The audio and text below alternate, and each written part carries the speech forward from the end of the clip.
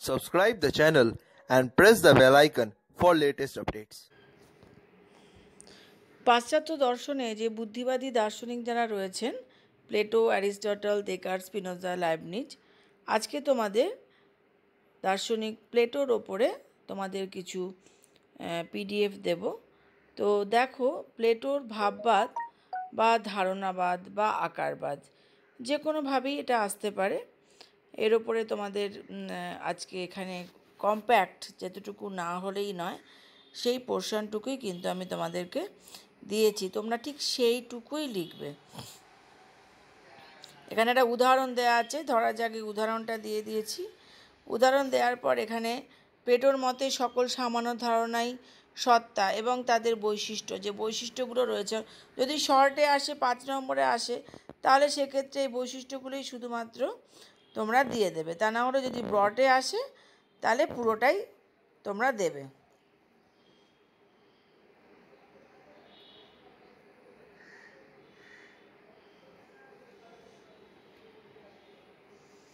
এখানে দেখো কতগুলো বৈশিষ্ট্যের পরে আমি এখানে সমালোচনা তোমাদেরকে দিয়েছি, তোমরা এখানে সমালোচনাটা দিয়ে দেবে।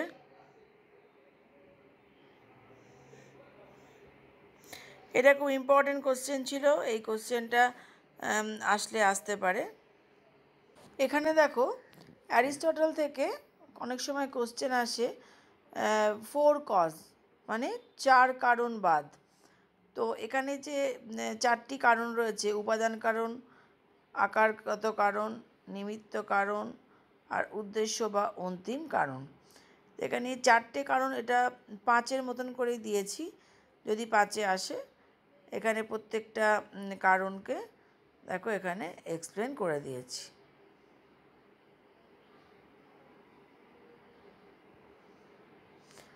একটা খুব ইম্পর্টেন্ট কোশ্চেন থাকে, সব ইউনিভার্সিটিতেই মোটামুটি থাকে, যে প্লেটো ধারণাবাদের অ্যারিস্টটলকৃত সমালোচনা।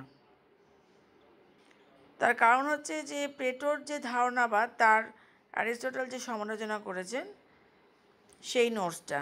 এই নোটসটা দেখো আমি খুব কম্প্যাক্ট করে তোমাদের সামনে দিয়েছি, যতটুকু না লিখলে নয় ততটুকুই লিখবে, এক্সট্রা লেখার কোনো দরকার নেই।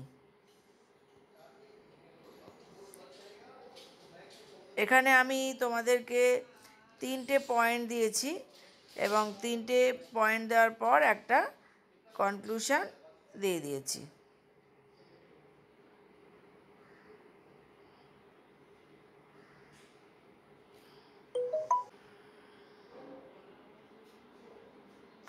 এখানে দেখো এই লাস্টে রয়েছে তৃতীয় মানব, এটা অনেক সময় কোশ্চেনে আসে, তো সে বিষয়ে একটু ছোট করে এখানে দেওয়া আছে, এখান থেকে সেটা লিখতে পারো।